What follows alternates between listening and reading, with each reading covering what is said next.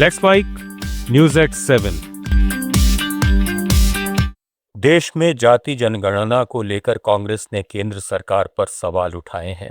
कांग्रेस अध्यक्ष मल्लिकार्जुन खड़गे और लोकसभा में नेता प्रतिपक्ष राहुल गांधी ने प्रधानमंत्री नरेंद्र मोदी को संयुक्त पत्र लिखकर मौजूदा प्रक्रिया में बदलाव की मांग की है।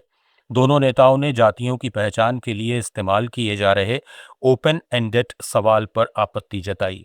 उनका कहना है कि अलग अलग राज्यों और क्षेत्रों में एक ही जाति के अलग नाम और उपजातियां होने से आंकड़े बिखर सकते हैं और वास्तविक संख्या का सही आकलन मुश्किल हो जाएगा।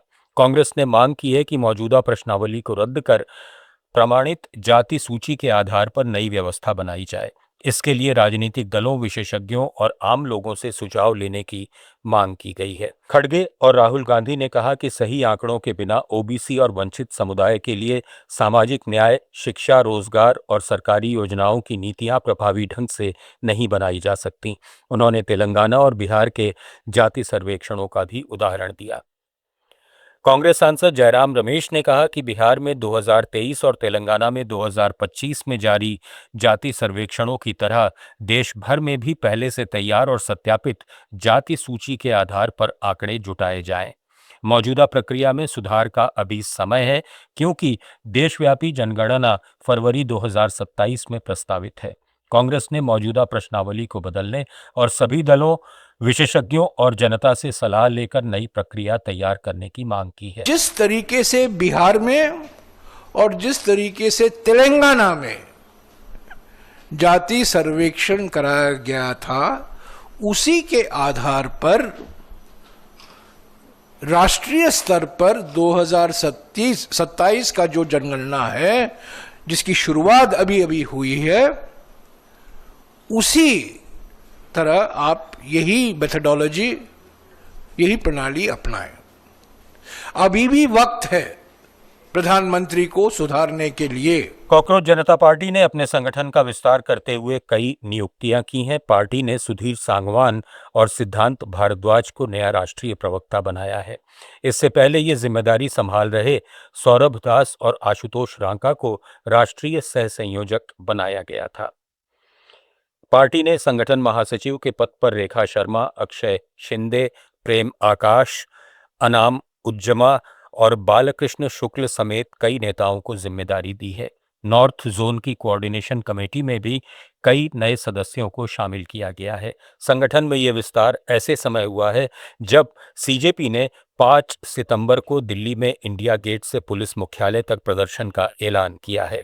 पार्टी का कहना है कि ये मार्च केंद्र सरकार के वादे पूरे नहीं करने के विरोध में होगा। रक्षा मंत्री राजनाथ सिंह ने डीआरडीओ की ओर से विकसित सभी पारंपरिक मिसाइल प्रणालियों की तकनीक भारतीय उद्योगों को हस्तांतरित करने की मंजूरी दे दी है। अब पात्र भारतीय कंपनियां जरूरी मानकों और प्रमाणन के बाद इन मिसाइल प्रणालियों का देश में उत्पादन कर सकेंगी। सरकार का कहना है कि इससे रक्षा क्षेत्र में घरेलू उद्योग की भागीदारी बढ़ेगी और आयात पर निर्भरता कम होगी। भारत के रक्षा उत्पादन में भी लगातार बढ़ोतरी हो रही है। वित्त वर्ष 2024-25 में रक्षा उत्पादन 15.6% बढ़ा। वहीं 2025-26 में रक्षा निर्यात रिकॉर्ड 38,424 करोड़ रुपए पहुंच गया। दिल्ली में जुलाई में जंतर मंतर और कनॉट प्लेस प्रदर्शनों में उम्मीद से ज्यादा भीड़ जुटने के बाद दिल्ली पुलिस ने अपनी खुफिया व्यवस्था मजबूत करने का फैसला किया है। पुलिस कमिश्नर अनुराग कुमार ने स्पेशल ब्रांच को हर बड़े प्रदर्शन से कम 10 अहम जानकारियां जुटाने के निर्देश दिए हैं। इनमें प्रदर्शनकारियों की प्रोफाइल, राज्यवार भागीदारी जुटने का तरीका, आयोजकों और नेताओं की जानकारी, मांगें, आने जाने के स्थान, स्थानीय संपर्क और फंडिंग जैसे पहलू शामिल होंगे। पुलिस का कहना है कि इसका मकसद प्रदर्शन के संभावित कानून व्यवस्था प्रभावों का पहले आकलन करना है।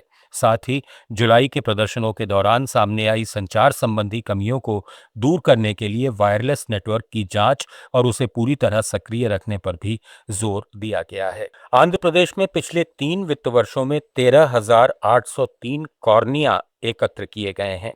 ये आंकड़ा पिछले 5 वर्षों के कुल 18,400 का 75% है।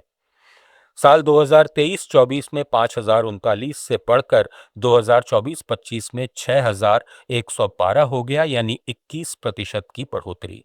कुर्नूल और विशाखापत्तनम के क्षेत्रीय नेत्र अस्पतालों में आधुनिक उपकरण लगाने के लिए 80 लाख रुपए आवंटित किए गए हैं। इससे सरकारी अस्पतालों में ही भंडारण और प्रत्यारोपण संभव होगा। ये स्वास्थ्य व्यवस्था की क्षमता बढ़ाने और दृष्टिहीनता दूर करने की दिशा में आर्थिक निवेश का उदाहरण है। न्यूज एट 7 में फिलहाल इतना ही। बने रहिए लेट्स माइक के साथ।